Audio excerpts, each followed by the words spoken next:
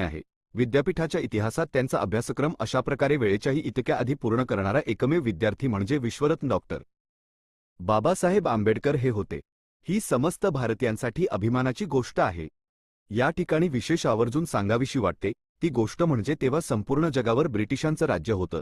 तेव्हा असं म्हटलं जायचं की ब्रिटिशांच्या सत्तेचा सूर्य मावळत नव्हता। कोणताही देश, कोणतीही व्यक्ती इतरांवरती राज्य कधी करू शकतो तर ज्यांची शिक्षण व्यवस्था त्या दर्जाची असेल, त्यातून राज्यकर्ते घडवले जात असतील तेव्हाच।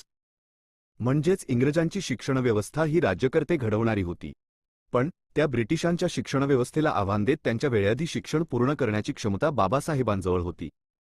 या ठिकाणी एक गोष्ट आपल्याला प्रकर्षाने लक्षात घ्यावी लागेल, ती म्हणजे ज्या काळात संपूर्ण भारत देशावर ब्रिटिशांचे राज्य होतं, एवढंच नव्हे तर ब्रिटिश अर्ध्या जगावर राज्य करत होते, त्या काळात ब्रिटिशांच्या धोरणांवर उघडपणे संशोधन करून त्यांच्याच देशात जाऊन जगातील महत्त्वाचा असणाऱ्या त्यांच्या लंडन स्कूल ऑफ इकॉनॉमिक्समध्ये ब्रिटिशांच्या आर्थिक धोरणांची समीक्षा करणारा शोधप्रबंध लिहून त्यांची धोरणे कशाप्रकारे चुकीचे आहेत हे दाखवणं साधी गोष्ट नव्हती।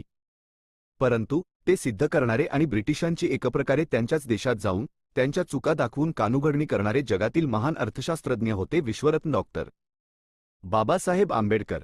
Doctor B.R. अम्बेडकर अर्थशास्त्र में मेरे बाप है, वो दबे कुचले लोगों के सच्चे विजेता है, वो आज जो कुछ भी है उससे कई ज्यादा स्तुति के वो हकदार है। ऐसा होते हुए भी वे अपने खुद के ही देश में एक विवादित व्यक्ति थे, लेकिन ये सच नहीं है।